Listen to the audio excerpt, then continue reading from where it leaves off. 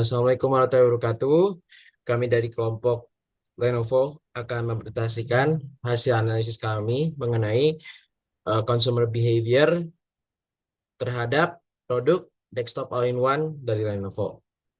Nah, laporan ini bertujuan untuk mengintegrasikan konsep data konsumen yang dipelajari dari materi minggu ke-9 sampai 14 yang ditujukan untuk menganalisis bagaimana pihak konsumen terhadap produk Lenovo dan juga strategi pemasaran terhadap produk desktop all-in-one Lenovo.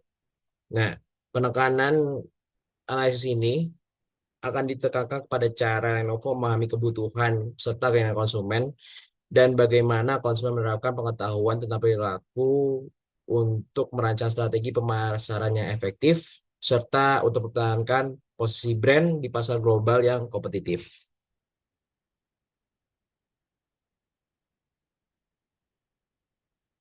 Berikut adalah eh, kelompok kami terdiri dari 5 anggota, yaitu saya sendiri Jinanda Haidar, lalu ada Irfan Levi Kailani, Amelia Putri, Muhammad Rafi Asidki, dan Sabila Hediana Herawati.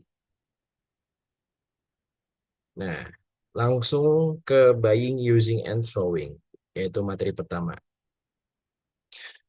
Secara garis besar, konsumen terbagi menjadi dua, tipe utilitarian dan hedonis. Utilitarian sendiri yaitu adalah perilaku konsumen yang mencerminkan konsumen itu selalu mencari nilai dan efisiensi di setiap pembelian produk yang mereka beli.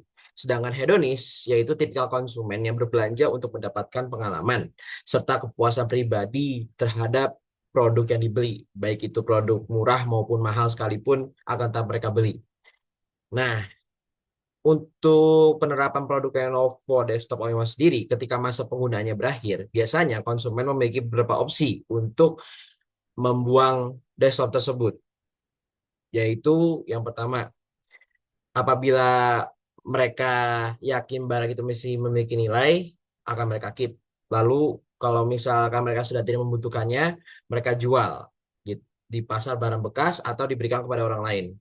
Lalu Lenovo pun menyediakan program daur ulang elektronik untuk perangkat yang sudah tidak digunakan sehingga meminimalisir adanya bangkai atau bekas sampah Lenovo yang tidak terpakai lagi. Sehingga produk tersebut itu dapat di-recycle kembali oleh perusahaan Lenovo untuk dijadikan sebagai produk baru kembali. Begitu.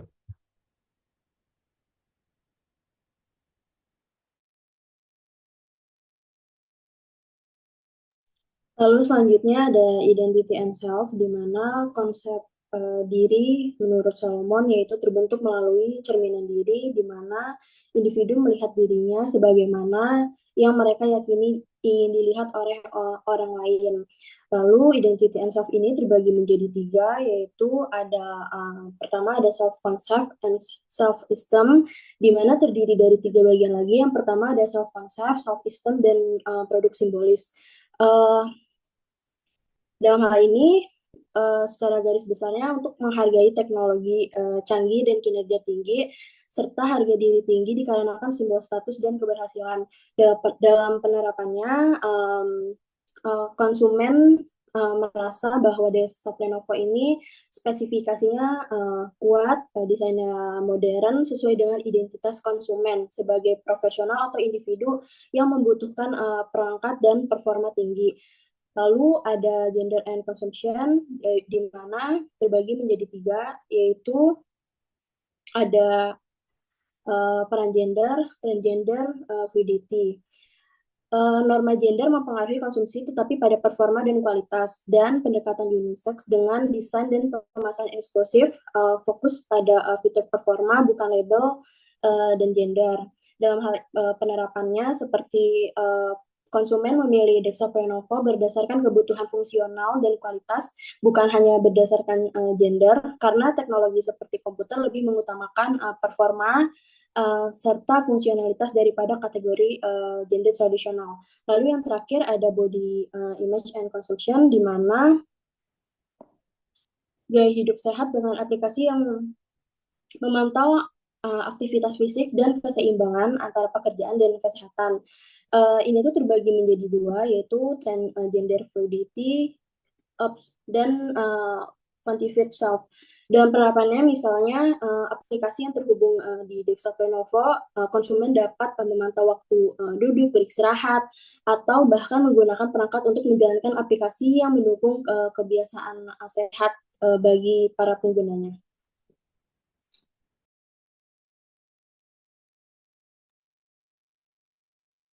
Kemudian ada kepribadian, nilai, dan gaya hidup.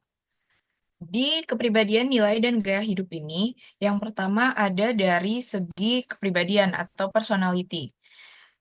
Di segi kepribadian ini ada karakteristik psikologis di mana konsumen itu mempunyai kepribadian dan juga kebutuhannya masing-masing dan berbeda-beda.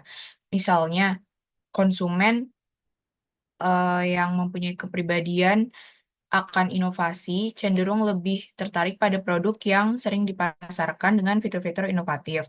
Menurut trade theory juga, orang-orang yang cenderung bereksperimen dengan teknologi baru lebih mungkin membeli produk yang mendukung kreativitas dan produktivitas. Yang kedua ada dari penghindaran risiko.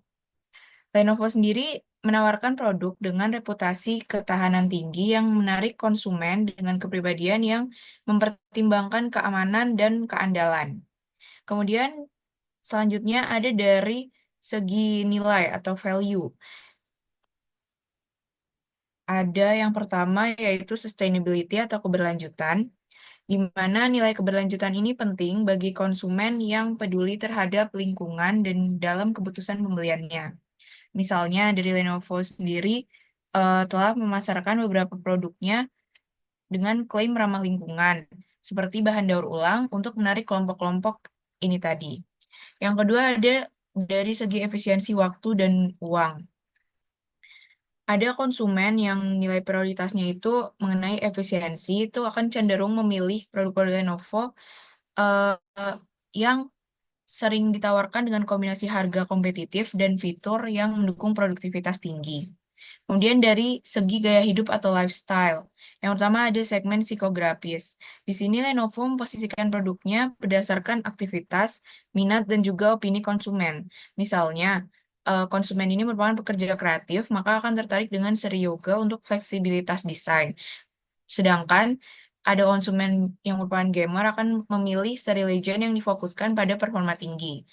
Kemudian ada juga dari posisi merek dan dalam kehidupan sehari-harinya.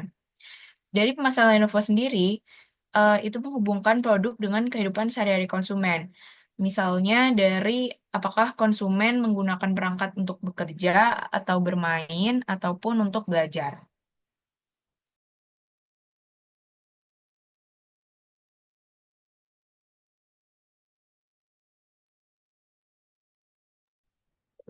Selanjutnya adalah social and cultural identity.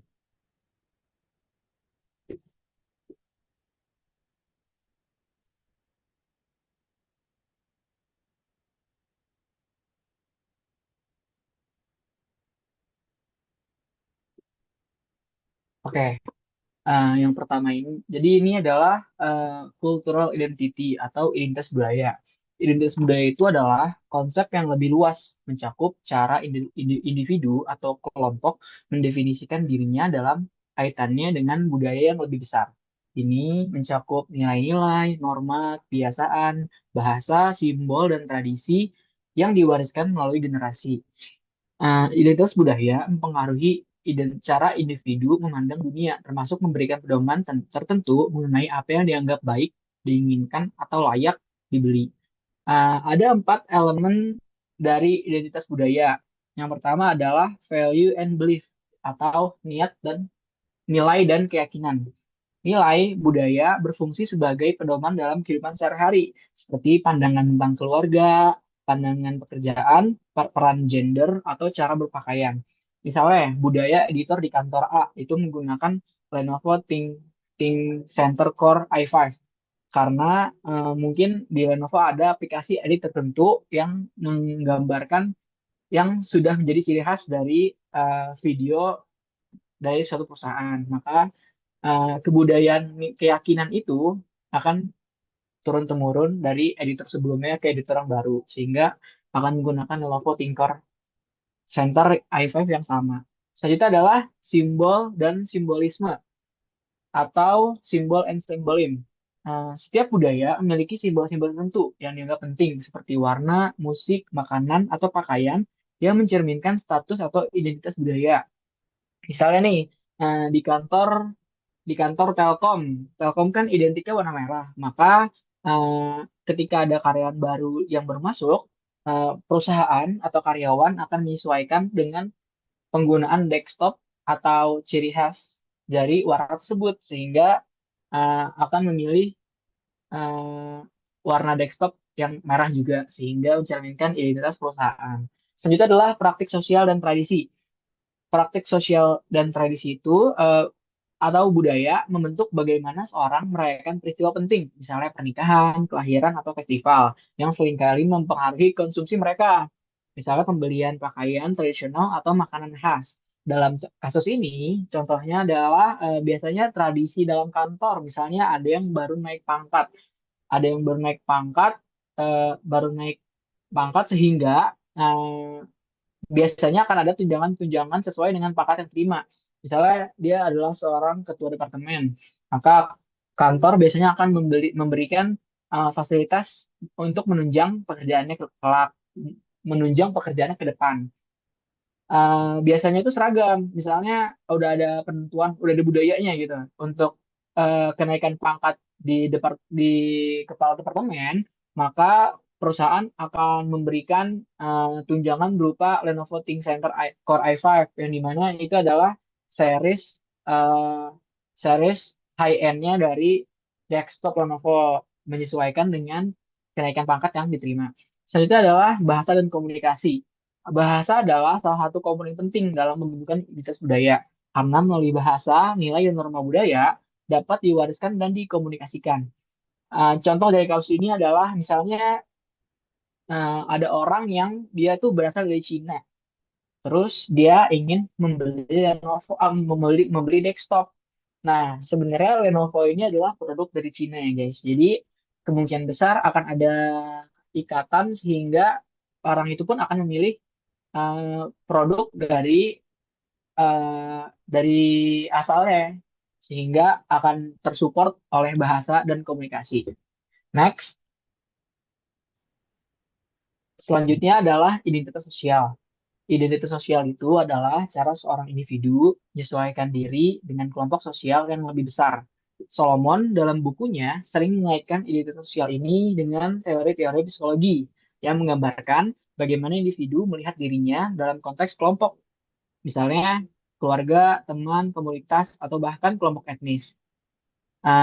Identitas sosial ini sangat mempengaruhi keputusan pembelian karena orang cenderung memilih produk yang menegaskan status sosial mereka, yang mencerminkan nilai kelompok sosial mereka.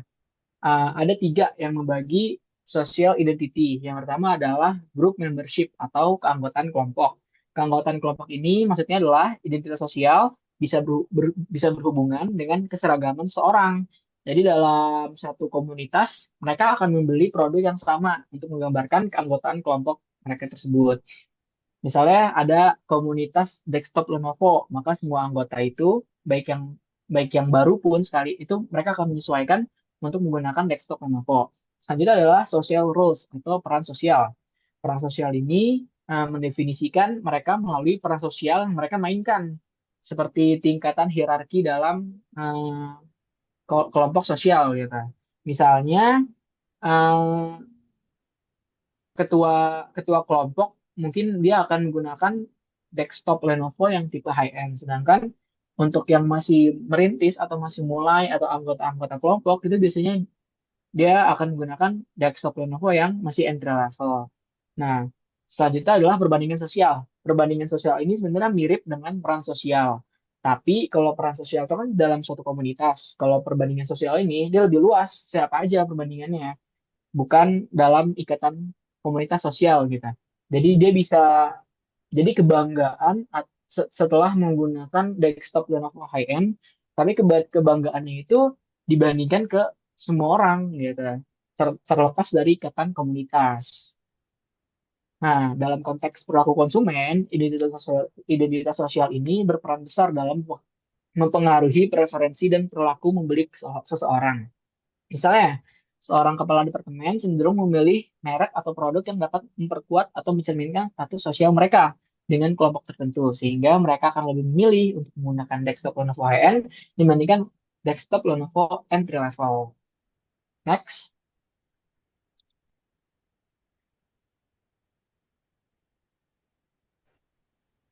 Selanjutnya ada pengaruh kelompok dan kelas sosial, di mana kelompok sosial seperti keluarga, teman, atau rekan kerja dapat mempengaruhi keputusan pembelian melalui rekomendasi, tren, dan atau tekanan sosial. Next.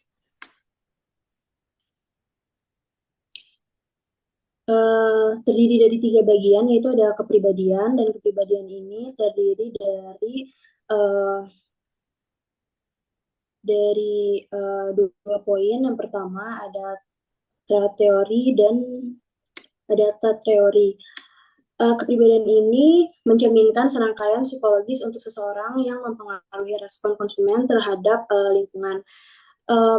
Pada kasus contohnya, desktop Lenovo terlihat seperti perangkat yang mencerminkan karakter unik konsumen. Lalu untuk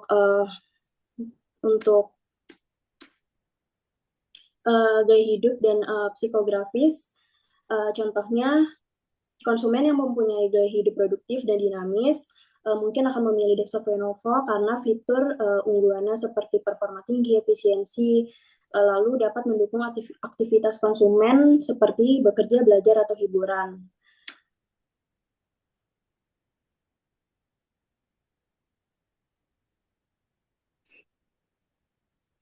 Selanjutnya ada budaya. Menurut Solomon 2024, budaya adalah pola perilaku, kepercayaan nilai, serta tradisi yang dianut bersama oleh sekelompok individu yang mempengaruhi cara mereka memahami dunia berinteraksi serta membuat keputusan, di mana budaya ini terdiri dari 4 poin. Yang pertama, perubahan gaya hidup digital, kesadaran terhadap desain dan estetika, lalu ada kebutuhan akan teknologi yang lebih cerdas dan fleksibel, lalu yang terakhir, tren budaya digital atau globalisasi. Dalam penerapannya, produk seperti Lenovo akan dipilih oleh konsumen cenderung memilih berdasarkan nilai fungsionalitas, kualitas, serta harga yang sesuai. Dalam budaya yang menekankan efisiensi dan pragmatisme, Lenovo menjadi pilihan karena menawarkan teknologi andal dengan harga kompetitif yang mendukung kebutuhan produktivitas sehari-hari. Next.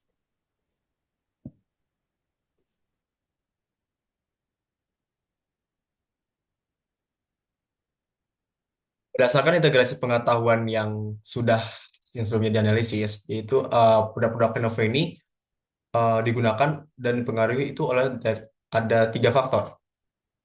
Yang pertama ada personality. Jadi itu yang kami analisis, jadi itu memang produk Lenovo ini itu seperti seri ThinkCenter itu menarik konsumen yang mengutamakan performa tinggi, efisiensi, dan juga teknologi yang canggih dalam aktivitas profesional mereka. Yang kedua ada ya value. Jadi itu Lenovo memang menerapkan di semua customer segmennya untuk terkait sustainable value dengan desain ramah lingkungan seperti penggunaan material daur ulang dan juga penghematan energi pada semua produknya. Yang ketiga untuk ada culture. Jadi Lenovo memang menyesuaikan desain dan pemasaran produk mereka untuk memenuhi kebutuhan global yang masif. Ini berguna untuk mempercepat transformasi digital tanpa ada hambatan dengan adanya dukungan multibahasa dan standar energi internasional di setiap segmen produk-produknya. Tapi dari 3 aplikasi konsep ini, timbul pertanyaan, apakah yang memang sepengaruh itu, 3 faktor itu? Jadi untuk penerapannya, jadi Lexmark Lenovo ini digunakan eh, karena dipengaruhi oleh faktor budaya, sosial, dan ekonomi. Pertama untuk culture dulu yang budaya. Jadi memang seperti kita tahu di negara-negara Jepang atau Jerman atau memang Eropa yang sangat respect lah sama teknologi yang canggih dan inovasi, produk Lenovo ini seperti ThinkCenter lebih disukai dikarenakan desainnya itu yang modern dan tentunya dengan sleek. Dan juga serta reputasinya ini dalam keandalan teknis itu minim minim banget adanya maintenance atau bug. Yang kedua adalah sosial. Jadi ada seorang profesional muda yang mendapatkan rekomendasi dari teman atau kolega mengenai Lenovo Legion untuk gaming atau ThinkPad X1 untuk pekerjaannya. Itu lebih cenderung, mereka tuh jadi lebih cenderung membeli produk Lenovo itu dikarenakan adanya pengaruh dari Electronic Word of Mouth atau IWOM. Yang ketiga ekonomi. Memang kalau kita lihat dari karakteristik dari konsumen Lenovo sendiri tentunya untuk produk desktop, konsumen dengan pendapatan yang high level di negara-negara maju seperti Amerika Serikat atau Eropa Barat atau juga bisa Jepang yang sebelum dibahas, itu mereka lebih memilih produk seperti Lenovo ThinkPad atau Legion dengan spesifikasi yang tinggi sebagai simbol status sosial dan kinerja profesional mereka. Tapi kalau untuk low level, mungkin mereka akan memilih series desktop yang all-in-one atau ThinkCenter. Itu mungkin mereka ada pertimbangan yang lebih mendalam seperti memang mereka memikirkan harga, efisiensi mereka menggunakan dalam produk tersebut atau yang lain-lain. Nah, dari tiga faktor ini, apa sih strategi yang Lenovo gunakan untuk membantu pengembangan strategi pemasaran efektif? Jadi kami merangkum dalam tiga strategi. Yang pertama, adanya kebutuhan budaya dan keberlanjutan. Jadi itu Lenovo dapat mengembangkan campaign dengan nilai-nilai budaya lokal yang ada. Jadi itu mereka menekankan desain modern dan ramah lingkungan yang diinginkan konsumen di pasar-pasar tersebut. Yang kedua, mereka dapat memanfaatkan rekomendasi sosial dalam pemasaran untuk meningkatkan kepercayaannya terhadap produknya. Jadi Lenovo bisa memanfaatkan testimoni pelanggan dan rekomendasi kolega atau yang bisa kita tahu itu IWOM, Electronic Word of Mouth, dalam campaign dan iklan dan promosi mereka untuk membangun itu lagi trust sosial. Selain itu, mereka juga bisa memanfaatkan pembicaraan dengan influencer industri yang dapat memperluas jangkauan. Ini juga mengakibatkan adanya perbedaan varian harga untuk memenuhi kebutuhan segmen pasar yang berbeda, dari kelas menengah hingga ke profesional yang premium.